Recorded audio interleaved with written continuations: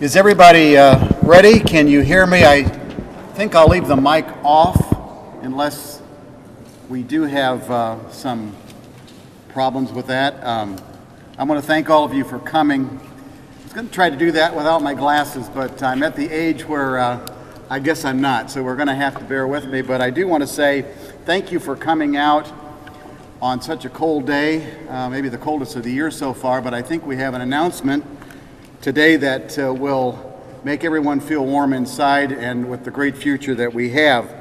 You know, my mother always taught me that anything worth wanting is worth working for.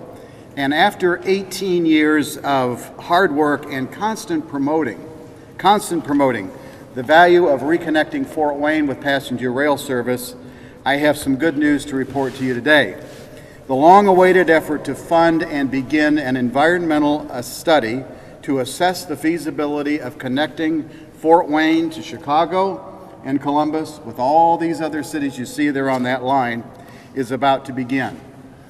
Now, this is significant because both the Federal Railroad Administration and the Indiana Department of Transportation have agreed that connecting Fort Wayne with Lima and eventually Columbus, Ohio, and several other cities, as I mentioned, would open up a significant untapped market of ridership.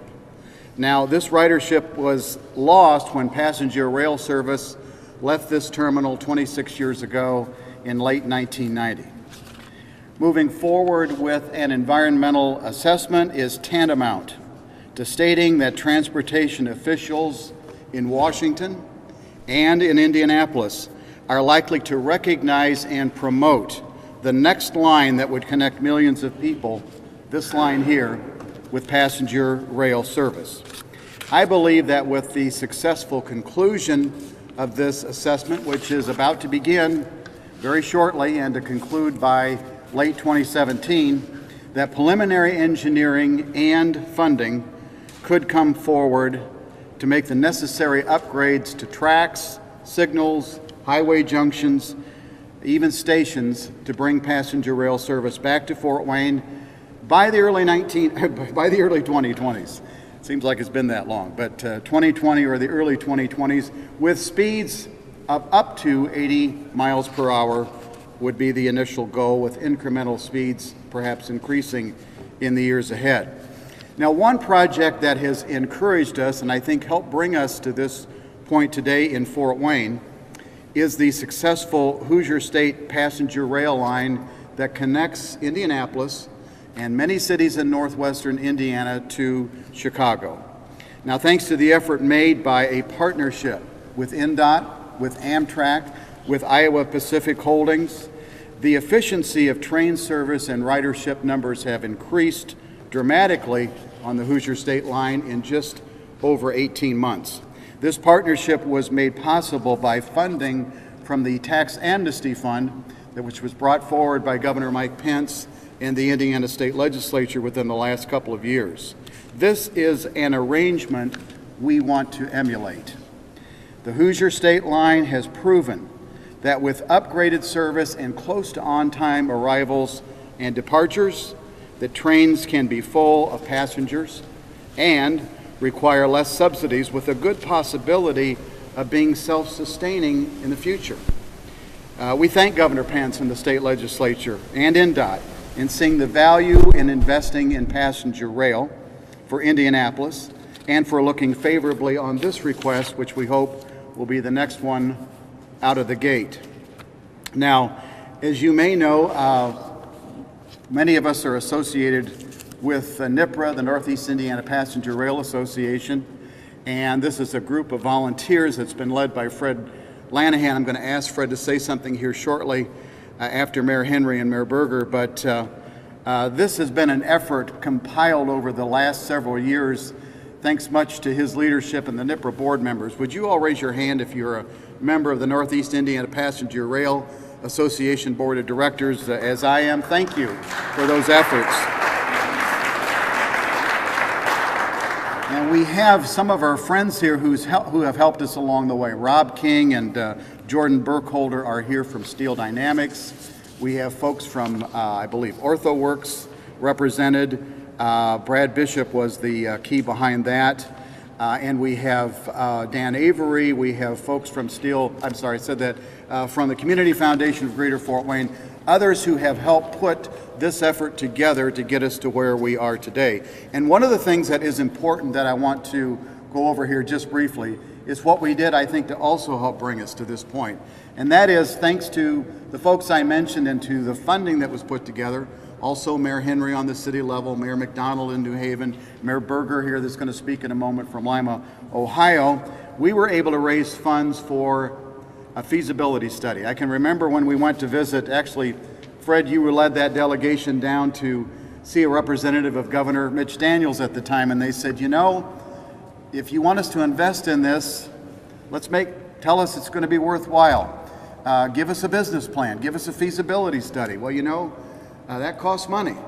But thanks to our friends in government and the private sector and some of the foundations, we put that together, and that study was released in 2013 and given to Governor Mike Pence. That business plan, that feasibility study says that if you align all these folks here with passenger rail lines and you run a number of trains per day, you could serve as many as 2 million passengers from Chicago to Columbus each year.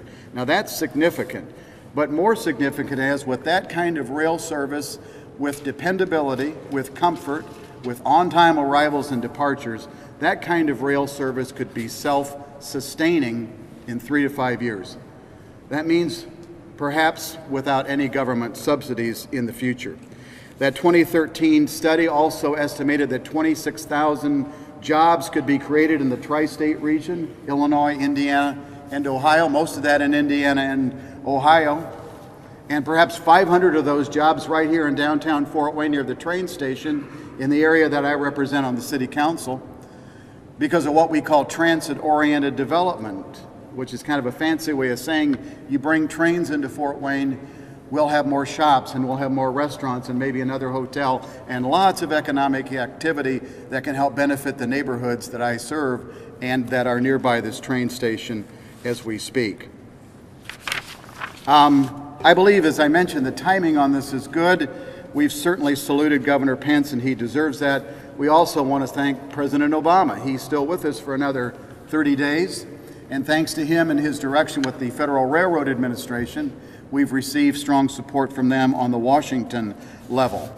And we are encouraged with President-elect Donald Trump, because he has said that within the first 100 days of office, he wants to see an infrastructure bill that will pass on a bipartisan basis and will invest in highways and airports and ports and also rail.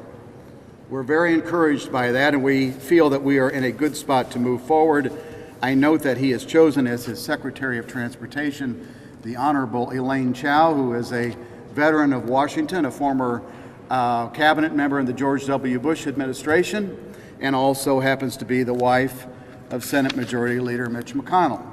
So we are optimistic with Elaine Chao as helping in the Transportation Department. And so we move forward on this key issue, and I want to invite a couple of speakers here, but I thought it was important to at least lay some groundwork and give some background.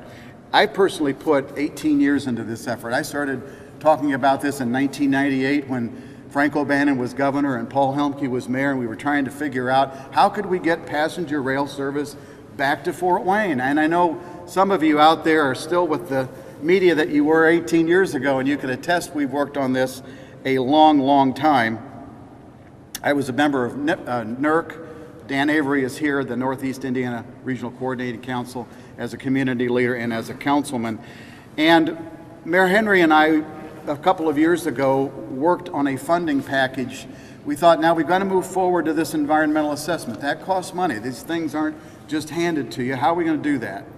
And Mayor Henry and I put together a package that we sold to the city council and received a unanimous vote. The vote was 9-0 to get $200,000 from the city council in 2014 to move forward with what we thought would be an environmental study that might cost quite a bit more than it does, now estimated to be $350,000 or so. Commissioner Nelson Peters, who's not with us, but led the effort with Therese Brown and Linda Bloom to come forward with funding from Allen County government. We had the mayor of, I mentioned Terry McDonald from New Haven, Mayor Joe Tollimer from Warsaw, the mayors of Gary, Valparaiso, and Plymouth working with us as well, and of course our good friend and partner in Ohio, Mayor David Berger. Lots of folks. I mentioned OrthoWorks, the Community Foundation, SDI, Greater Fort Wayne, Inc., which has now put us, I believe, the second bullet point of what they want to see as something that will happen in the future. I think Kirk Moriarty is here. Thank you for that, Kirk, for all that support. And, of course, all of you that have been with us for some time, NIPRA members and the general public. So I do want to stop at this point. I would like to call on a couple of other speakers and then perhaps make some wrap-up comments, and we'll try to answer any of your questions. I cannot emphasize to you what an important announcement this is, and again, the great leadership that my friend Tom Henry has given to help us move in this direction as well. Mayor Henry supported this effort as a city councilman. He supported it in his 9 years as mayor. Again, he helped me put the package together that sold on a 9-0 vote at a city council. And Mayor, your leadership is much appreciated. Mayor Tom Henry.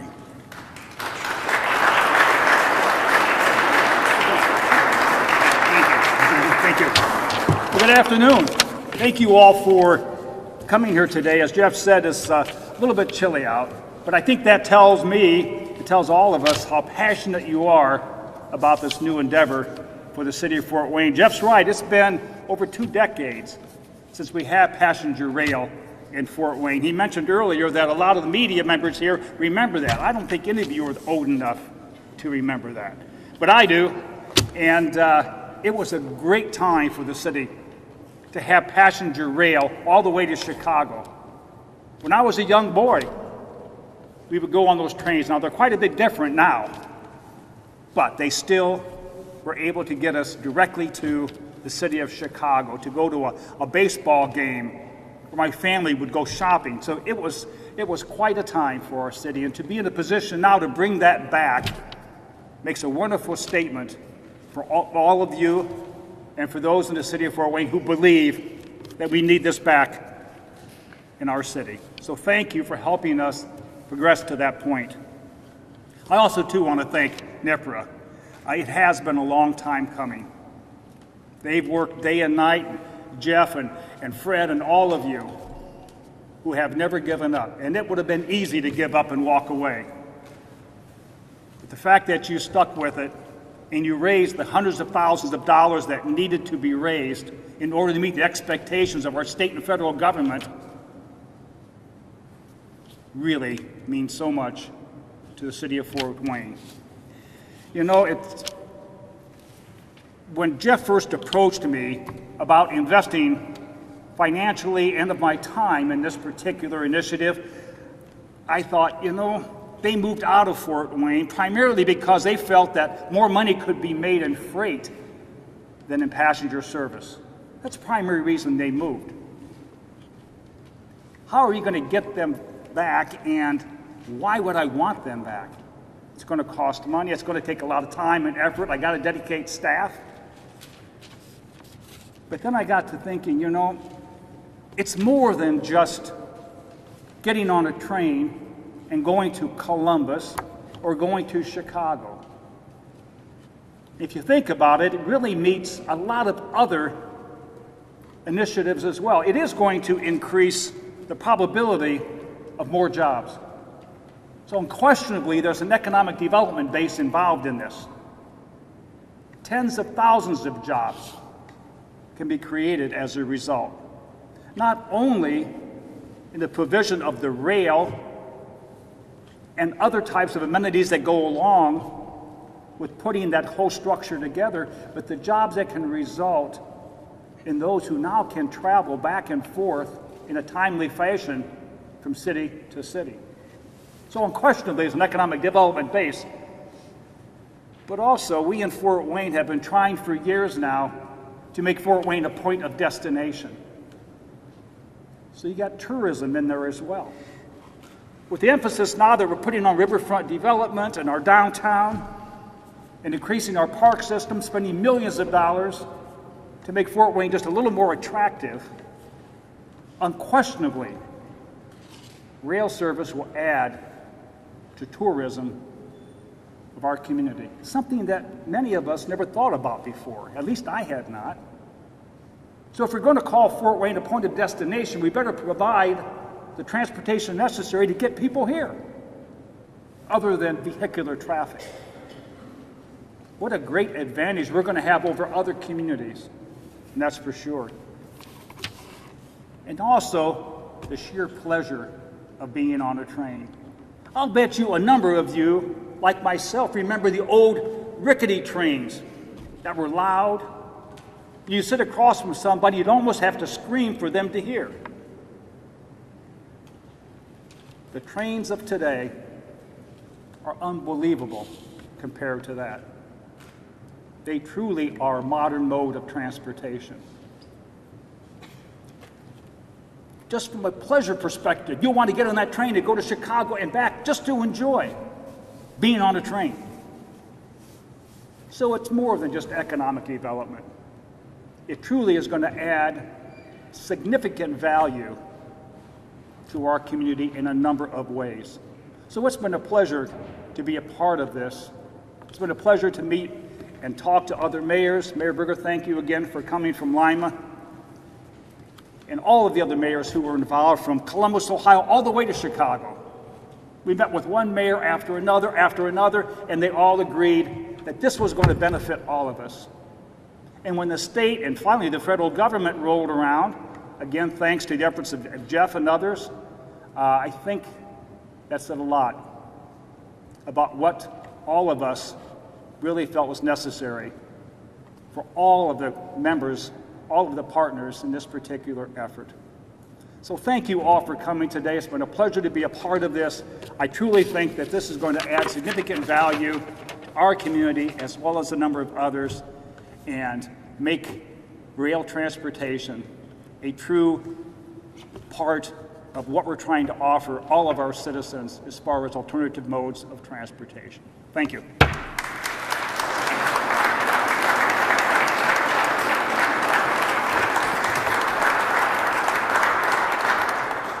Thank you, Mayor Henry, and I also want to point out that we have a lot of visiting folks here today. I hope I didn't slight anyone. The NIPRA board members, please, again, raise your hand, and the city staff, Pam Holliker, Dorothy Hagan, Holly Duncan, who am I not pointing out? Somebody help me. But anyway, all of you folks that have put in your time and effort, thanks to Mayor Henry's commitment, is much appreciated. We have representatives from all aboard Ohio here. I believe the gentleman over here, Rick Harnish, is here. Thank you for all aboard Ohio. Rick Harnish is here from the Midwest High-Speed Rail Association. So good partners. Rich is in Chicago. We have Ohio members here. And of course, perhaps the most distinguished Ohio guest is about to be introduced. You know, Mayor Henry said it took a lot, 18 years, and some folks would have just kind of given up. I had people say, oh, Jeff, you'll never get this done. Why don't you, take a hike or whatever. But it was nothing short of dogged determination on so many people. And, look at this train here. We got to cross state lines. Obviously, it's going to get a little easier to get into Chicago because of work that's been done around Lake County and into Illinois with mitigating the congestion that is really going to help us. But we also have to go east, and Lima is a big partner in that. Mayor David Berger has been in office for a number of years, and you can see why he keeps getting reelected each time, because he really works hard for the people of Lima. He's been a huge partner in this, not only with Lima as a key point as we go into Ohio, but realizing that that is a very strong connection getting eventually to Columbus. So Mayor David Berger, if you would be so kind. Thank you, sir. Well, good afternoon. It's great to be here with all of you. And I have had the pleasure of not only working with Mayor Henry, but also with Mayor Graham Richard and also with Mayor Paul Helmke. I was first elected in December of 1989, and 1 month later is when Amtrak made their announcement that they were going to move off of the old Pensy line. And I picked up the phone and called Mayor Helmke, and really that began what has now been 26 years of working in conjunction with other communities along the line to try to first prevent the loss of Amtrak, but now to reestablish the route for passenger rail. It's really important, I believe, for 21st century communities to have multimodal transportation opportunities for everyone. And one piece of this that I'd like to illustrate, the map shows the connection to Chicago and Columbus. What's really important is not just getting to the downtowns, it's getting to the airports. When you think about airport connections in Columbus and Chicago, and then you think 30 miles to the east, to the north and south of this line, within that corridor, there's roughly 150 colleges and universities with about 850,000 students. Now, this rail corridor with those airport connections, including, I believe, Gary, creates an opportunity for really connections to the world. And that's really the way we ought to be thinking about this rail line. It's not just for those of us in Lima to get to downtown Chicago to do some Christmas shopping.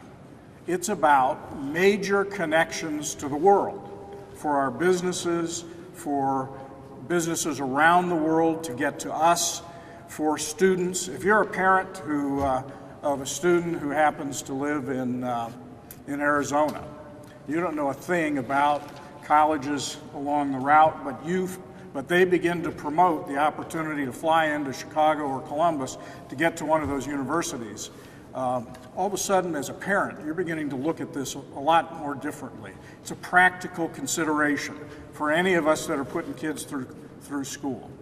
So this is about economic development. It's about connecting our part of the Midwest to the world in no uncertain terms. And that obviously means that for the long term, it's an investment in each and every one of these communities and improves all of them for the opportunities that are available.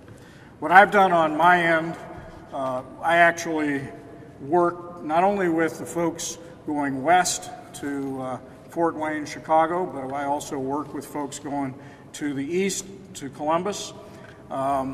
We have raised money in Lima, been able to, with the Lima Community Foundation, to be able to raise about $70,000 in donations. I'll be committing funds from that to this contract for the EIS, and really look forward to this progressing in a very substantive way. It's an opportunity that I don't think we've had thus far, and it really does, I think, set us up for whatever the investment is going to be. I always tell my folks, we have to be ready. We have to have plans on the drawing board that we're already well into in order to take advantage of whatever that next wave of resources is going to be. And I think, as Jeff said, we're going to see a huge wave of infrastructure spending coming at us, and we have to be ready for that. And rail has to be a part of that thought process.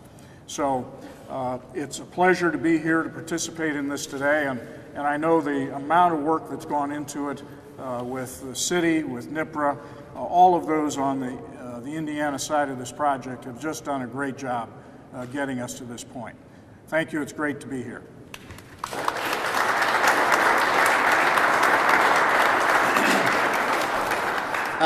Thank you, Mayor Berger, and I just want to point out that the mayor's support has just been enormous, and we're getting further and further along with the Ohio side. And you can see the dots that show Chicago and Columbus, and it is important to take a look at those two airports. But one of the things that I'm going to be certainly trying to emphasize once we get this thing going is that we hope that folks maybe in Plymouth, Warsaw, maybe even Lima might be encouraged to come to Fort Wayne to catch a plane. I think this is a good marketing opportunity. I've spoken with the director of the airport, Scott Hinderman, over the last year or so, because one of the things we don't necessarily want to do is to impinge on his market there.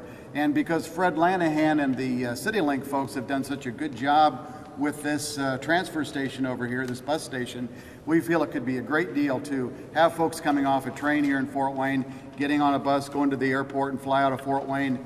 But those other connections and international connections are certainly important as well. I did mention NIPRA. I know you've been very patient here. We're going on about 25 minutes, but I would like Fred Lanahan, because he has been, again, one of those folks, along with my board members here, that have just really put time and time, made those long drives to Gary and Valparaiso and to all of the cities to meet. Sometimes you drive 5 hours, 6 hours round trip, and you get to meet with somebody for 45 minutes, and maybe it's a no. And you just keep going back over and over again until you get a yes. Right, Fred? Fred's been great at that. He's the president of the board of NIPRA, the Northeast Indiana Passenger Rail Association. I'll ask him to give a few remarks, and then we'll certainly try to take your questions from the news media. Fred?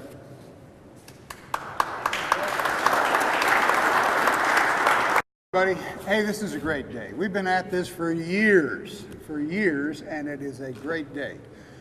NIPRA started in 2008.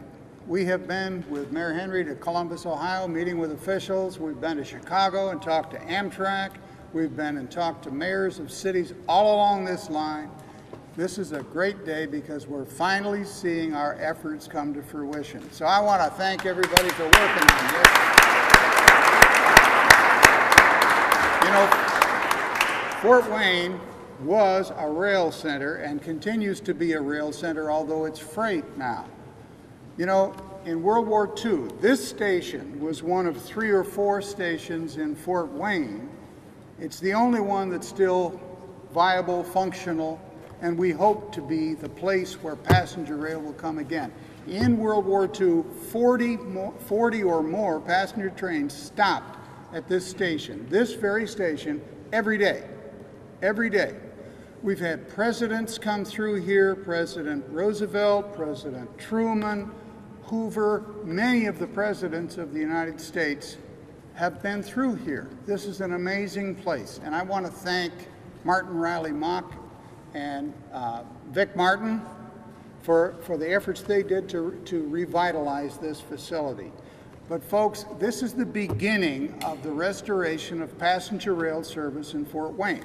We are partnering with the Federal Rail Administration. We are now on their queue to get this done. It's taken a while, but we have gotten this done. We've raised money. We've gone to various cities. We've come to the city of Fort Wayne. Allen County has chipped in. New Haven has chipped in. And many of the cities, including Lima, especially in Ohio, have also chipped in. So this is a day that should be a celebration, because this is the beginning, in my opinion, of the final lap. We're going to have passenger rail here, and come hell or high water, we're going to have it here in 2020 if I have anything to do with it. So thank you.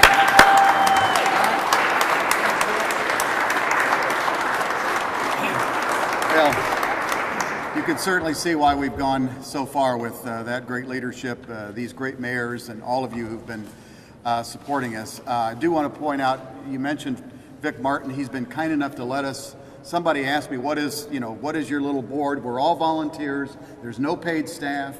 None of us get any personal enrichment on this. We meet here on a monthly basis. We've been doing it for years, thanks to the generosity of Vic Martin.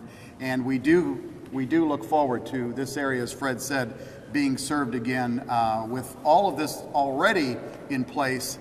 The work to actually bring it up to accommodate passengers will not be as big as this whole renovation. So I do want to thank all of you. Are there any questions from the news media, or would you like to have some individual interviews? I'll certainly stand by, and thank you all for coming. Appreciate it very much.